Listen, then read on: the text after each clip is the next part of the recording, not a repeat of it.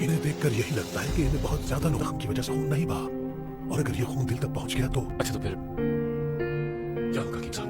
तो ऐसी सूरत में इनका ज्यादा दिन जिंदा रहना मुमकिन नहीं है। मुझे यकीन है कि इनके बेहोश हो जाने के बाद भी उन लोगों ने फिर भी इसे मारना बंद नहीं किया होगा। लगता है कि मेरे दोस्त ने मेरी बचाने के चक्कर में अपनी जान की परवाह नहीं की।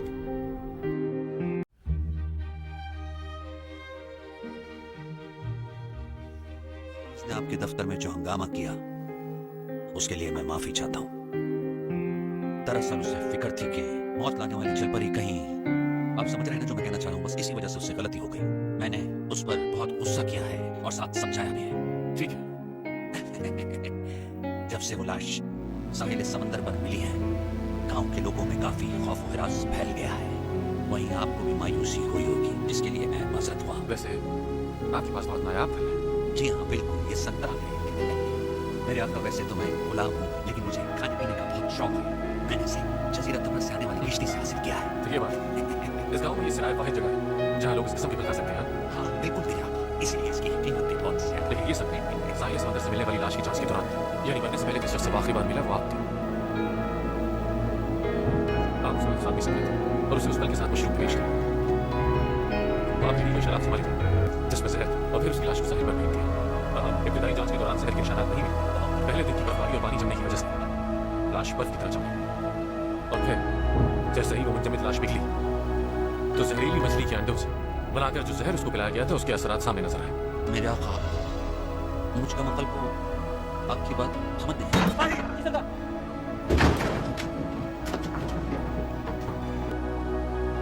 के कमरे से जहरीली मछली के अंडों से निकला हुआ जहर मिला। आका के गुलाम को कुछ नहीं मालूम है। जरूर जरूर ये किसी की चाल है।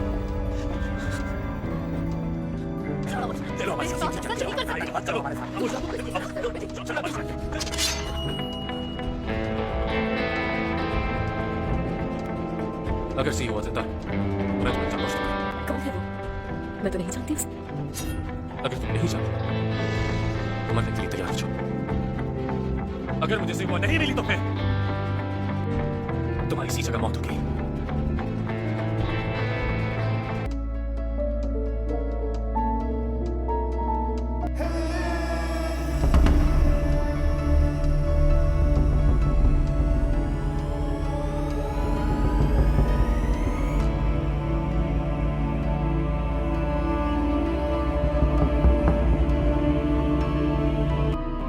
देखो, पर वो सिर्फ को बचाने की कोशिश कर रहे हैं। अब सिर्फ एक कदम बाहर तो निकल कर दिखाया जाता।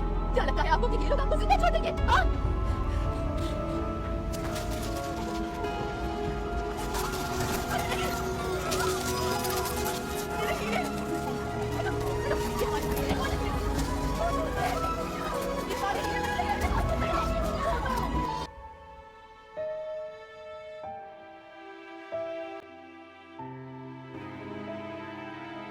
मुझे माफ कर देना, मैंने बहुत देर कर दी।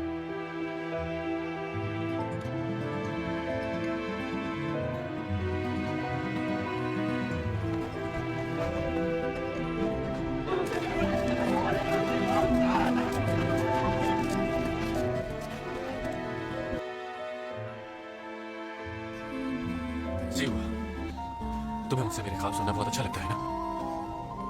तुम सुन रही हो ना? मैंने ख्वाब में देखा कि हम दोबारा पैदा हुए थे, दोबारा एक दूसरे से मिले, और हम दोनों एक दूसरे के साथ। तुम मुझसे मिलने दूर समंदर से आती हो। अगरचे मैं तुम्हें याद नहीं कर पाता, लेकिन मेरे दिल में तुम हमेशा से ही होती हो। लेकिन पता नहीं क्यों मैं तुम्हें याद नहीं कर पाता। सिवा, मेरी और कहानी सुनना नहीं चाहोगी क्या?